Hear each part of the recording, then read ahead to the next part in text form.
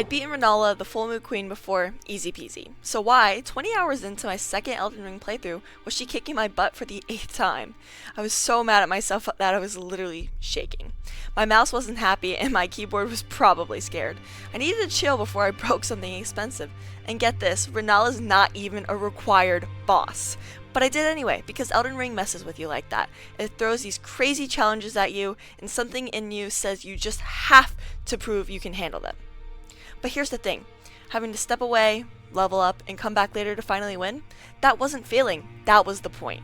And honestly, I've learned this lesson in other places since then, with tough classes, difficult relationships, and even learning Japanese, which is its own special kind of torture.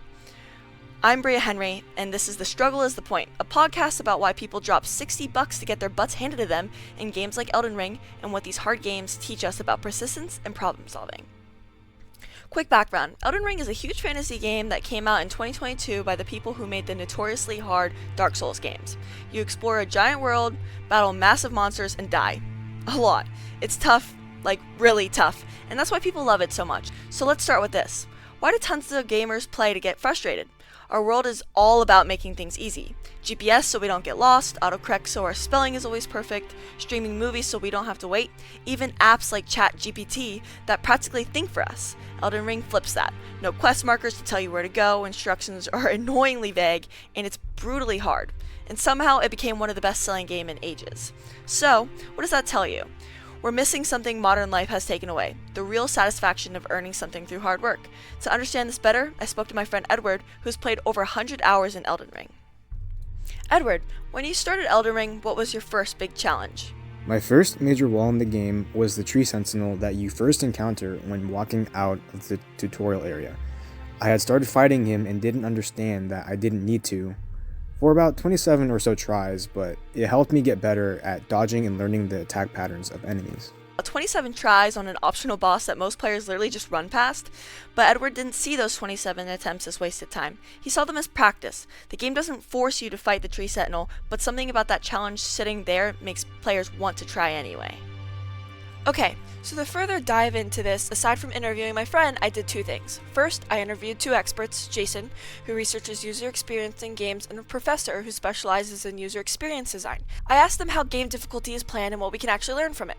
Second, I spent over 3 hours watching a content creator try to beat Melania, Blade of Miquella, widely considered Elden Ring's hardest boss. Watching this person struggle through over 130 attempts across multiple days was incredible. I saw her go from confident to crushed, then adapt her tactics, and finally win. I wasn't just watching someone get better at a game. I was watching her build real-world skills, persistence through failure, adaptive problem solving, pattern recognition, and when to push forward versus when to step back. The creator, after her 11th attempt, really hit me. She said, "I feel very defeated right now. It's just the fact that I know if I hit her 3 times, she could do one attack that takes all the health back. It feels like 1 step forward, 10 steps back." Then, she took a break, completed some side quests, leveled up, and came back a few days later with new gear and a fresh mindset. After 130 tries, she finally won. And her reaction, the dancing, the deep breaths, the relief mixed with pride, that's the payoff that makes all the hard work worth it. So, what's it really teaching us? I asked Edward how he approaches challenges in the game now versus when he first started. I'll usually go and try to prepare myself a lot more for fights now that I've had some experience, and I'll try to find different ways to beat a boss easier and faster. I'd say I just realized that the game is completely open to how you want to play, so you can really do whatever you want and find what works for you. Find what works for you. That's adaptive thinking, creative problem solving, and it doesn't stay in the game. I asked Edward if Elden Ring affected how he handles difficult situations outside of gaming. I've noticed it definitely allows me to look at problems I have from a different perspective and take my time with said problems, and I've used that in situations such as sports, where I'd start to take my time and strategize as I was in a match. There it is, transfer. The skills developed struggling against bosses, pattern recognition, strategic thinking, trying different approaches, they show up in sports, school, work, everywhere. For me, it showed up while learning Japanese. When I hit walls with grammar or characters, I used the same approach as with Renala. Step back, build skills elsewhere, try different methods, ask for help, and return with a fresh perspective. The game taught me that struggle isn't something to avoid, it's where growth happens.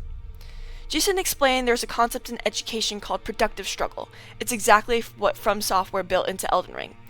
What he said was, They want you in that zone where you're uncomfortable but not defeated, where you're frustrated but also aware that the solution is possible if you can just figure it out. You don't grow when it's easy. You grow when it feels kind of awful, but you push through anyway, and then you find that success. And this learning process applies everywhere. As Jason put it, boss fights are basically the same learning loop as anything that requires mastery. Coding, cooking, hockey, running a business, whatever it is, you try something. If it doesn't work, you tweak one thing, you get a little bit better, and then you try again. And the key is realizing that failure isn't the end, that it's just feedback. Then, the professor I spoke with helped me understand the science behind why this works. He explained that when we don't understand our environment, we rely on our perception and cognition and our past experiences to help us make sense of something. And here's the important part. He said that understanding human perception and cognition is crucial because we can learn from our experiences and adapt. That's really an important core skill. He also emphasized that difficulty needs to be careful design. As he put it, there's a concept called progressive enhancement, which is basically making sure the challenge increases at a pace where players can actually learn from their mistakes, not just get crushed. He told me you don't want to outpace their ability because then that's a demotivator. There's definitely a link between motivation, immersion, and the concept of progressive enhancement. So this confirms what Edward and I experienced. The game isn't just hard for the sake of being hard. The difficulty is intentionally designed as a teaching tool. Here's why this matters beyond gaming. The job market, real life, there's no easy mode. Employers want people who persist through challenges, adapt strategies when the first approach fails, and learn from their mistakes without giving up. Jason put it perfectly. So in user experience, people tend to say that they want something easier, that they want to remove that friction. But Souls games are the opposite, and they say, no, we're keeping that. And people love it because the friction means something. When something finally clicks, when you beat that boss or you clear that zone, you feel like you accomplished it. Not the game, not the tutorial, you. The professor agreed, explaining why some people persist while others quit. He said it's not just about skill, it's psychological. We all have different motivational thresholds, and while there's something that will make others going, the same thing will make others check out. Maybe Souls game are one of the few remaining spaces where people willingly practice those skills, where failure is expected, analyzed, and learned from. And when I asked Edward if Elden Ring made him better at anything in real life, his answer was immediate. Knowing what I know now, I would say playing Elden Ring has especially helped me with anger management, having to get used to being dissatisfied and frustrated a lot from dying repeatedly. And it's also helped me a lot with taking a different approach to difficult and challenging situations. Anger management, frustration tolerance, taking different approaches to challenges. These aren't just video game skills, these are real life skills, professional skills, the exact kind of resilience and adaptability that distinguish people who succeed from people who give up when things get hard. Finally beating Renala on my second playthrough after rage quitting, leveling up elsewhere, coming back with a better perspective, the relief was immediate and profound. Not because the game got easier, but because I got better. I learned, I adapted, I persisted. And you can't buy that feeling, can't skip to it, you earn it through struggle. Jason said something that stuck with me. Soul games are basically counterculture. They remind us that not everything meaningful has to be easy. Sometimes the hard thing is the point. The genre's difficulty isn't a bug or a patch or a barrier to remove. It's the entire point. The struggle is the teacher, the repeated failures are the curriculum. And the skills you develop, persistence, pattern recognition, adaptive thinking, creative problem solving, those transfer far beyond the screen. In a world increasingly optimized for comfort and convenience, maybe what we actually need is more difficulty, not arbitrary frustration, but meaningful challenge, the kind that forces us to grow. So next time you face something hard, whether it's a boss fight, a language barrier, a difficult project, or a personal struggle, remember, the struggle isn't the obstacle to success. The struggle is how you get there. Embrace the challenge. I'm Bria Henry. Thanks for listening to The Struggle is the Point.